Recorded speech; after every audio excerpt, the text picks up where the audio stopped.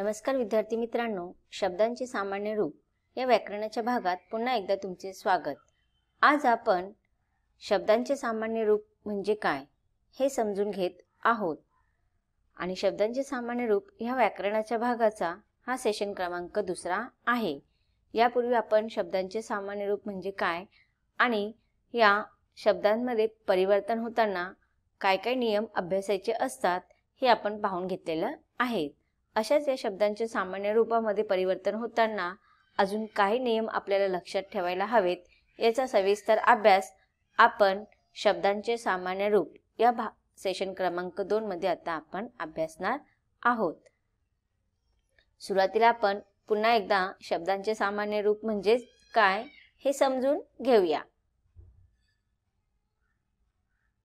विभक्ती प्रत्यय लावण्यापूर्वी नामाच्या किंवा सर्वनामांच्या स्वरूपात जो बदल होतो त्यालाच आपण सामान्य रूप असे म्हणतो, किंवा मग नामाला किंवा सर्वनामाला विभक्ती प्रत्यय किंवा शब्दायोगी अवयव लागण्यापूर्वी त्यांचे जे रूप होते त्याला सामान्य रूप असे म्हणतात।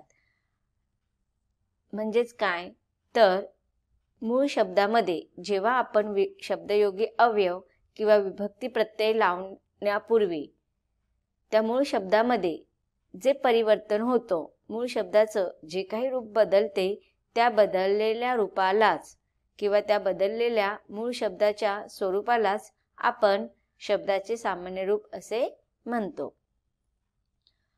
यापूर्वी आपण सामान्य रूपाचे विविध प्रकारामध्ये पुल्लिंग नामांचे सामान्य रूप आणि त्याचे नियम याचा अभ्यास केला होता। आता आपण सामान्य रूपाचे विविध प्रकारामध्ये स्त्रीलिंग नामाचे सामान्य रूप आणि त्याचे नियम समजून घेऊया। पहिला आहे अकारांत स्त्रीलिंगी नामाचे सामान्य रूप एक वचनात एकारांत व अनेक वचनामध्ये आकारांत होते। मात्र ते काय सांगितलेलं की जेव्हा मूळ शब्द आणि त्या मूळ शब्दाचा शेवटचं अक्षर जर अकारांत असेल आणि ते नामाचे स्त्रीलिंग असेल तर एकवचनामध्ये अकारांत जर स्त्रीलिंग एकवचन असेल तर ते बदलून एकारांत मध्ये होतो, आणि जर ते अनेक वचन असेल, अकारांत स्त्रीलिंग नाम जर अनेक वचनामध्ये असेल तर ते बदलून आकारांत होते। उदाहरणार्थ वीट, विटेचा, विटांचा। तर आता बघा वीट हा विटेचा एकारांत मध्ये झालेला आहे। आता वीट हे स्त्रीलिंग नाम आहे आणि तिथे एकवचन असल्या कारणाने वीट असे झालेलं आहे।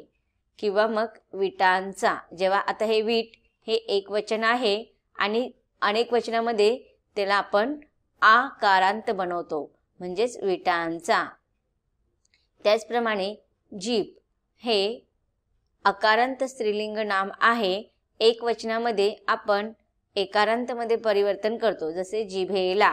तर इथे अकारांतचा एकारांत झालेला आहे, परंतु अनेक वचनामध्ये आपण आकारांत करतो म्हणजेच जीभ, जिभांनी। तर इथे भ मध्ये अकार मध्ये आकारांत लावलेला आहे, जीभ, जिभांनी किंवा जिभांना।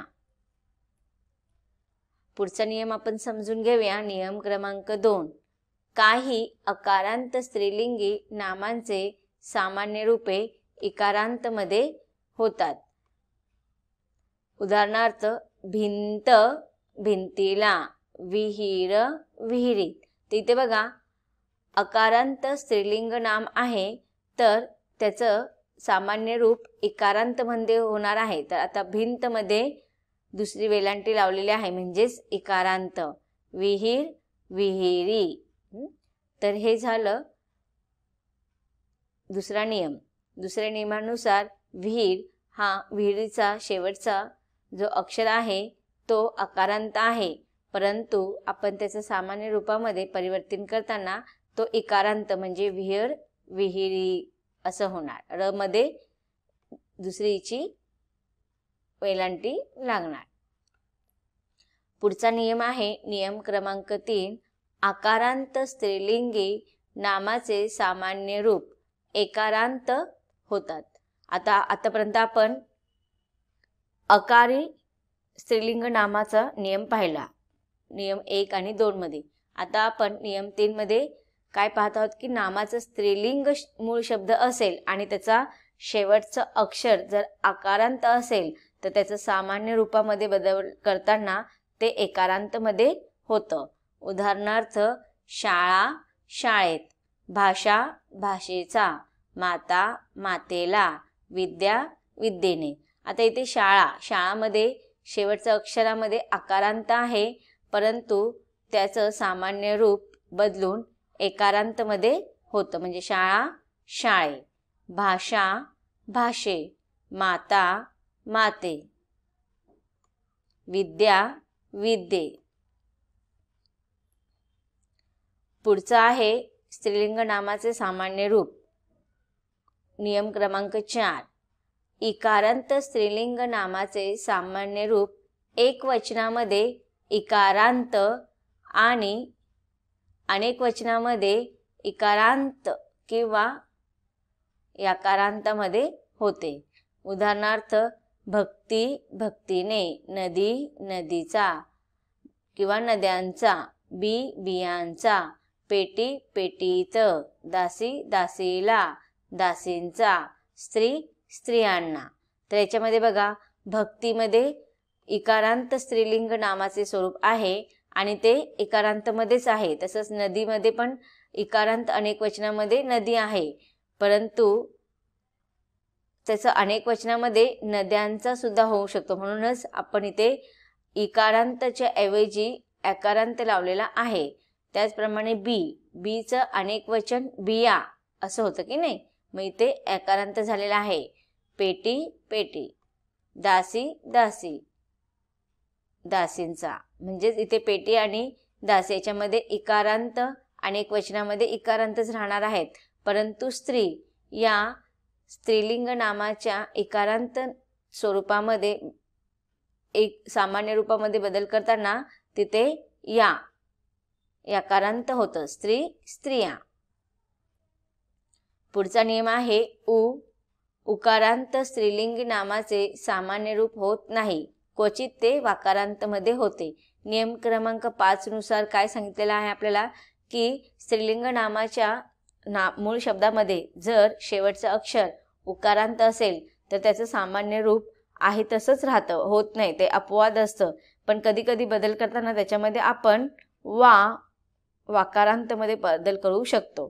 पाहूया उदाहरणार्थ काकू काकूला, वधू वधूचा, सासू सासूला. म्हणजे स्त्रीलिंग नामाचे उकारांतमध्ये काहीच बदल झालेला नाहीये, पण कधी कधी आपण त्याचा वाकारांत करतो. जसं की सासू सासवांना, त्याच्यामध्ये मध्ये आपण परिवर्तन करून उकारामध्ये परिवर्तन करून वाकारांतमध्ये बदल केलेला आहे. पुढचा नियम आहे नियम क्रमांक 6. ओकारांत स्त्रीलिंग नामाचे सामान्य रूप एक वचनात होत नाही व अनेक वचनात आकारांत होते. तर आता इथे काय सांगितलेलं आहे की ओकारांत स्त्रीलिंग नामाचे सामान्य रूप एक वचनामध्ये परिवर्तन होत नाही, तर ते अनेक वचनामध्ये काय होतं, आकारांतमध्ये होतं. जसं की बायको, हे आता काय सांगितलेलं आहे, ओकारांत सांगितलेलं आहे आणि हे काय सांगितलेलं आहे, एक वचनामध्ये आहे तसंच होतं. म्हणजे बायको बायकोला, पण अनेक वचनामध्ये ते ओकारांत बदलून आकारांतमध्ये होतो. बायका बायको बायकांना किंवा मग बायका. तर अशा रीतीने इथे आपल्याला हा नियम समजलेला आहे. आता आपण नपुसक लिंगी नामाचे सामान्य रूप अभ्यासणार आहोत. याआधी आपण सामान्य रूपाचे विविध प्रकार अभ्यासताना जर ते पुल्लिंग नामाचे असतील मूळ शब्द तर त्याच्यामध्ये परिवर्तन करताना आपल्याला कोणत्या गोष्टी लक्षात ठेवायच्या याचा अभ्यास केला. त्याच्यानंतर स्त्रीलिंग नामाचे परिवर्तन करताना कोणत्या नियमांचं आपल्याला लक्षात ठेवणे गरजेचं आहे याचा अभ्यास केला. आता आपण नपुसक लिंगी नामांचे सामान्य रूप आणि त्याचे नियम समजून घेणार आहोत.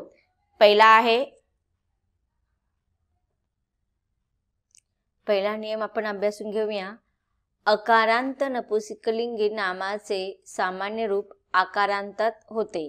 म्हणजेच काय सांगितलेलं आहे की अकारांत नपुसकलिंग नामाचे मूळ शब्द असेल तर त्याचं सामान्य रूप आकारांतमध्ये होतं, म्हणजेच मूल मुलाने, पान पानाचा, दुकान दुकानात, फूल फुलात.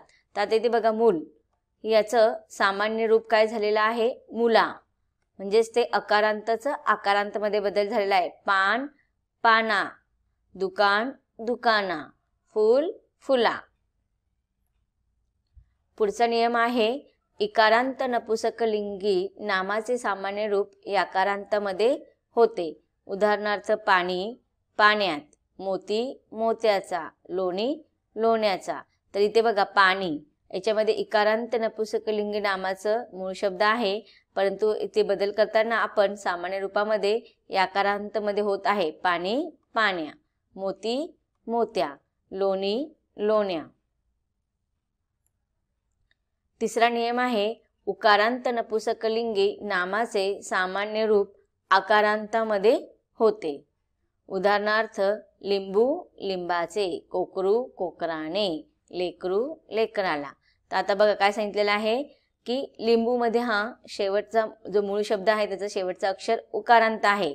आता त्याचा बदल आपल्याला सामान्य रूपामध्ये केल्यावरती काय होणार आहे, आकारांत. जसं लिंबू लिंबा, कोकरू कोकरा, लेकरू लेकरा. चौथा नियम आहे काही उकारांत नपुसकलिंगी नामाचे सामान्य रूप वाकारांतात होतो. उदाहरणार्थ कुंकू कुंकवाचा, गळू गळवाचा, आसू आसवाने. आता इथे बघा पहिलं उदाहरण आहे कुंकू. त्याच्यामध्ये मूळ शब्दाच्या शेवटचं अक्षर उकारांत आहे, तर ते सामान्य रूपामध्ये बदलताना वाकारांतमध्ये होणार. कुंकू कुंकवा, गळू गळवा, आसू आसवा. पाचवा नियम आहे एकारांत नपुसकलिंगी नामाचे सामान्य रूप याकारांतात होते. तर काय सांगितलेलं आहे की एकारांताचं याकारांत. तळे तळ्यात, केळे केळ्यांची, खोके खोक्यात, नाणे नाण्यात. तर ळ मध्ये एकारांत आहे म्हणून त्याचं याकारांत. तळे तळ्या, केळे केळ्या, खोके खोक्या, नाणे नाण्या. आता सामान्य रूप कधी होत नाही हे आपण जाणून घेऊया. पहिला नियम आहे एकाक्षरी शब्दांचे सामान्य रूप होत नाही. उदाहरणार्थ ने ब अने ब ला मारले, त्याच्यामध्ये सगळे एकारांत आहेत, त्यामुळे त्याच्यामध्ये काही बदल होत नाही. दुसरा आहे परकीय भाषेतील शब्दांचे सामान्य रूप कधी कधी होत नाही. उदाहरणार्थ शेक्सपियरची नाटके अद्यापही लोकांना आवडतात.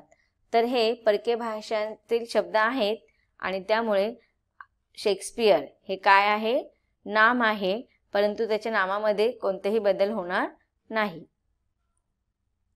तिसरा नियम आहे ग्राम किंवा देशवाचक विशेष नामांचे सामान्य रूप कधी कधी होत नाहीत.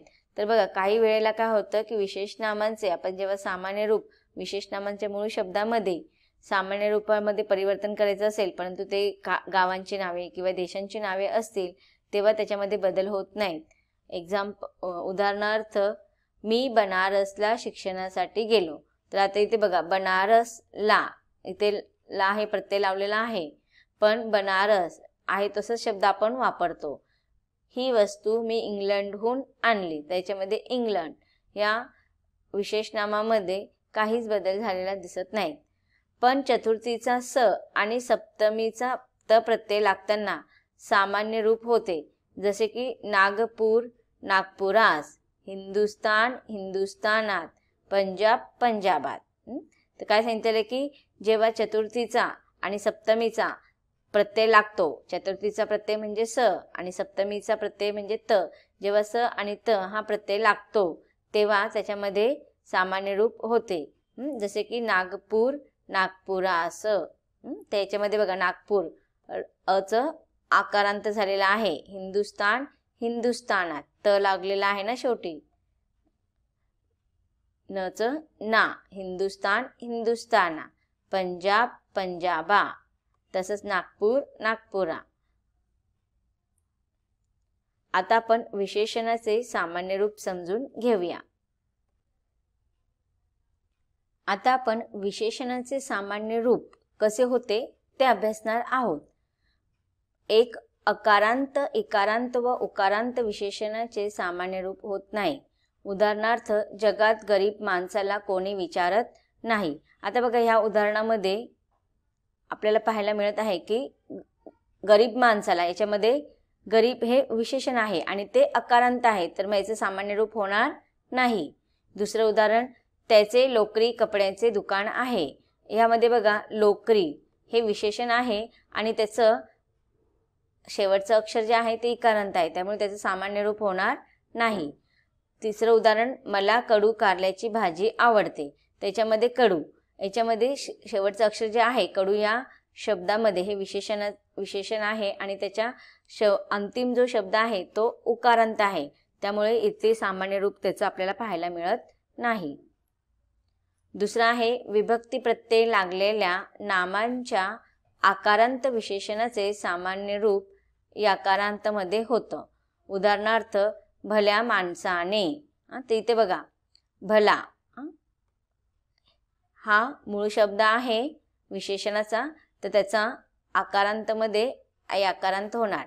या मुलांचा, वेड्या मुलीने, खऱ्या गोष्टीचं. अजून उदाहरण आपण समजून घेऊया. चांगला माणूस, याच्यामध्ये चांगला हा विशेषण आहे आणि त्याचं शेवटचं अक्षर आकारांत आहे, मग ते काय होणार, याकारांत. चांगल्या माणसास. हा कुत्रा, हाचं काय होणार आहे, या.